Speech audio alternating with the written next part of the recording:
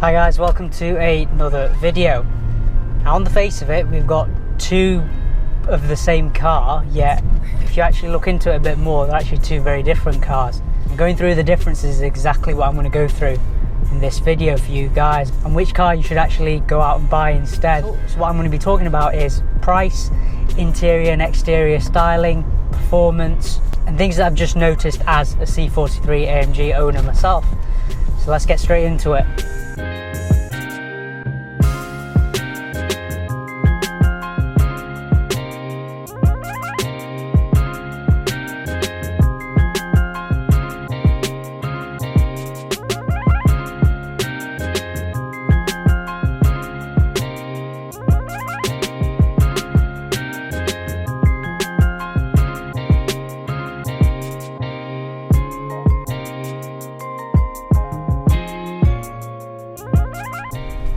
The big elephant in the room when it comes to looking at what car to buy.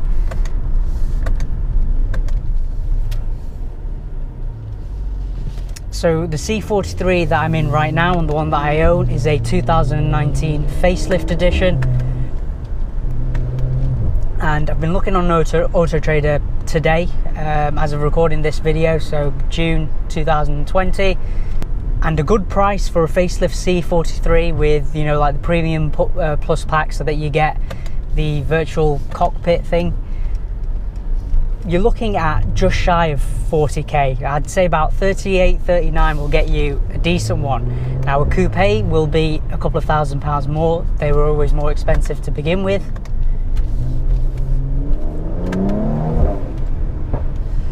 Whereas if you are looking for the pre-facelift edition,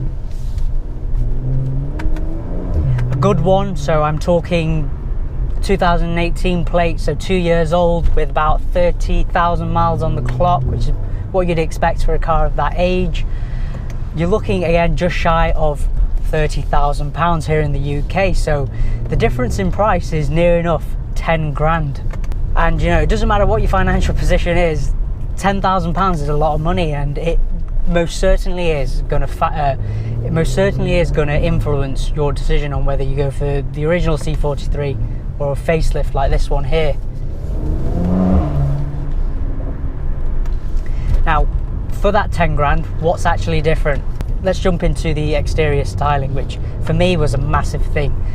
The original C43 looks no different from an AMG line C220 diesel. That's how irritating it was, even though it's an AMG product. You know, yeah, you share the same grille. The only difference actually was at the back were the exhaust. They had the same style of exhaust with a split down the middle, which, unless you know about cars and you know about the C43 AMG, you wouldn't have a Scooby-Doo that it was different. You know, with the facelift, you get an AMG grille. At the back you get 4 big quad exhausts, which is, you know, the design styling that Mercedes is going in with all of its AMG products now, away from those square tailpipes. You had a nice big aggressive diffuser on the back, and then just in line with, you know, the updated C-Class as a whole, new lights front and rear. So overall on the outside, you know, the new facelift actually looked like an AMG product. And even now, I mean, I've done things to my C43 in terms of styling and everything.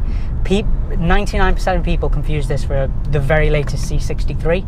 They wouldn't have a clue. Like, a lot of people don't even know a C43 exists. And I've debadged mine for that reason as well. You know, there's so much you can do to it to make it stand out from a box standard C-Class. Interior, you know, a lot of this will look familiar to C-Class owners anyway, but you get a bigger screen. The main difference for me is this virtual cockpit. However, Merc are a bit cheeky with this. This doesn't come as standard. So, you know, if you're looking for a facelift car, you'll notice that a lot of the cheaper cars, they'll have the standard normal dials, which, you know, for the money, you'd feel a bit hard done by, plus it won't age as well. Because in this day and age now, all new cars just seem to be having like virtual displays and things like that, pretty much everything. And when it comes to resale, I can guarantee you, someone looking to buy your car, they'll be wondering if you've got that virtual display. And that comes as part of the Premium Plus pack.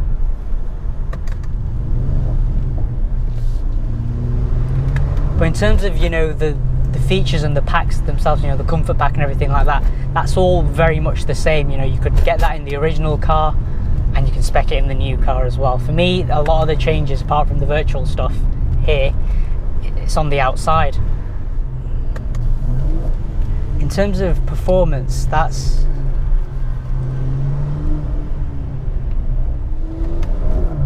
now in terms of performance, I probably shouldn't be talking about performance driving through the centre of Hale, should I?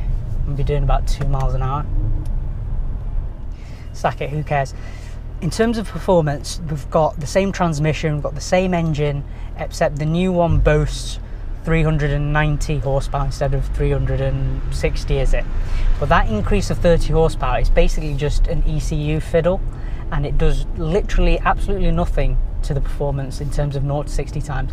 And that's no secret. Mercedes have stated it does the exact same 0 to 60, top speed is the same, so it's really just for bragging rights. Basically, it doesn't actually do anything, so between the two cars you don't need to worry about that at all. But one thing that is different is that with the facelift car, it actually doesn't sound as good as the pre-facelift, and that's all down to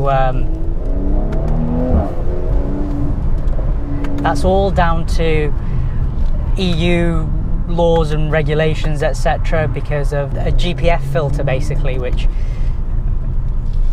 all modern sports cars now have them, and it just means the exhausts are quieter. You get things like soft limiters, both when you're stationary and also when you're rolling, although it doesn't activate in certain gears. I don't know if that's an issue with my car, just a glitch with C43 software or whatever, but in general, in terms of the noises, you don't get as many pops and crackles and as much of a throaty growl from the facelift C43 as you do in the pre-facelift.